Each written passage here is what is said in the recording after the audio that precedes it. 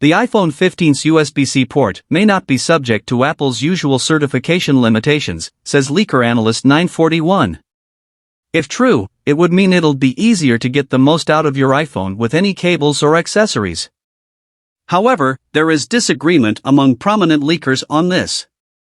So hey everyone, I am Ayush, and if you are new here, don't be shy, do subscribe now.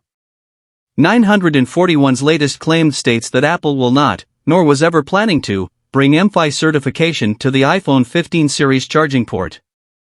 MFi, or Made for iPhone, is Apple's third-party accessory licensing program and means that unless the accessory maker pays Apple, its accessories can't play properly with iPhones, Macs, iPads, and so on.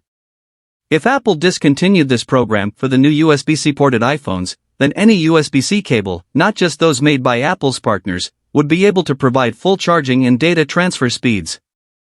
This would prove very handy for users who already have plenty of cables, who would otherwise be forced to get new ones if they upgraded their iPhone.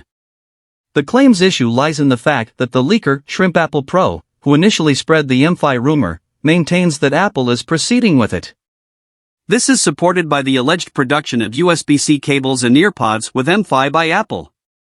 What makes this situation unique is that we have conflicting views from different leakers, making it difficult to determine who is correct without the emergence of additional sources to support one side or the other. There is significant agreement among leakers regarding the type of port that Apple's upcoming iPhones will have. Various rumors indicate that the new iPhones will feature USB-C ports, which would replace the Lightning ports that have been in use for over a decade.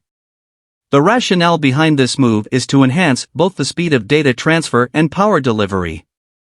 Additionally, there are new EU regulations that require mobile devices to adopt a common connector, and this could also be a driving factor behind Apple's decision to switch to USB-C. It remains to be seen whether this legal requirement will impact the use of MFi, and this will be an interesting development to track in the future. Speaking of charging speeds, it sounds like they'll be increasing for the new iPhone Pro models, if analyst 941 has it right. There will still apparently be 20W wired charging for the standard iPhone 15, and presumably the iPhone 15 Plus as well, while the iPhone 15 Pro and iPhone 15 Pro Max will charge it up to 27W. The current iPhone 14 Pro models already charge faster than their listed 20W speeds via Creative Block, but if Apple confirms the iPhone 15 Pro models as having 27W charging, then more users will be able to power up their phones at full speed confidently. There's still a fair wait left before the iPhone 15 series appears, since it's widely assumed that Apple will introduce it in early September as it usually does. We'll be keeping an eye out for more rumors in the meantime, particularly ones that back up rumored new features like a rounder design, an action button for the Pro models, and a more powerful zoom lens for the Pro Max. Finally, what are your thoughts about it? Do let us know in the comments section. Hope you liked and subscribed to this channel. I will see you in next one.